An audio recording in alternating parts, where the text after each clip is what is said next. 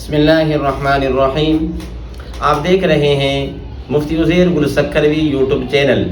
جہاں پر آپ کو ملتے ہیں ہر سچے واقعات، دل پر اثر کرنے والے اور ہر شرعی سوال کا مدلل جواب۔ آج بات کریں گے 10ویں صدی ہجری کے ایک بڑے عالم، زاہد، متقی اور حدیث کے ساتھ محبت اور عشق رکھنے والے ایک عالم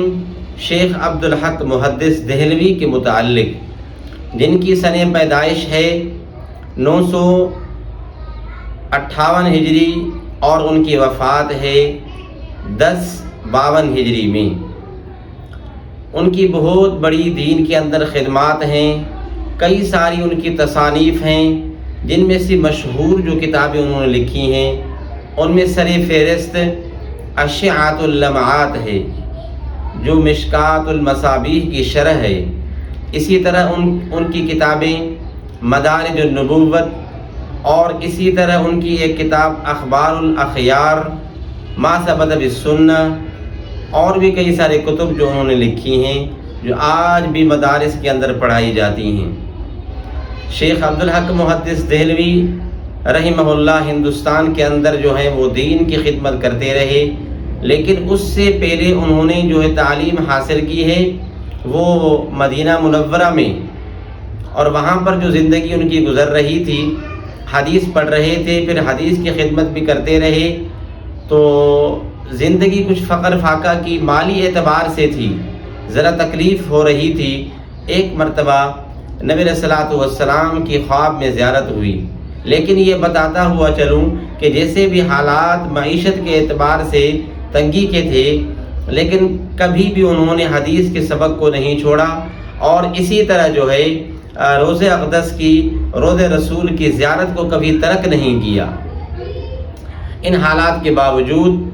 یعنی سبق بھی پڑھاتے رہے اور روضہ رسول کی زیارت بھی کرتے رہے۔ ایک مرتبہ خواب میں نبی علیہ الصلوۃ والسلام کی زیارت ہوئی تو اللہ کے نبی کریم صلی اللہ علیہ وسلم نے فرمایا، یا عبدالحق انت مخلص فی خدمت حدیثنا فکن مشغولا بها ونحن نعینک علیہا، کہ اے عبدالحق تو ہماری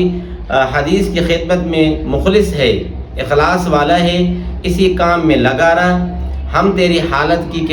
کفالت کریں گی، تمہاری مدد کریں گی۔ مطلب یہ ہے کہ یہ اللہ تبارک و تعالیٰ کی طرف سے ایک بشارت کا ایک خواب ہے، ایک دعائیہ جملہ ہے، یعنی اب آپ کے لیے اللہ تبارک و تعالیٰ کشادگی کے، وسعت کے حالات پیدا کریں گے، اب آسانیاں ہوں گی آپ کے رزق کے معاملے کے اندر بھی، کیونکہ آپ خدمت حدیث کے اندر مخلص ہیں۔ اس کے بعد الحمدللہ مالی بھی ان کی زندگی وسعت اس کے اندر آ گئی، بہتر ہو گئی، اور دین کی خدمت تو ویسے بھی کر رہے تھے۔ اور ہندوستان کے اندر بھی آپ یوں سمجھیں کہ حدیث کا رواج اور حدیث کو عام کرنے میں شیخ عبدالحق محدث دہلوی رحمہ اللہ کا بڑا کردار ہے، ایک نمایاں شخصیت ہے۔ اگر آپ کو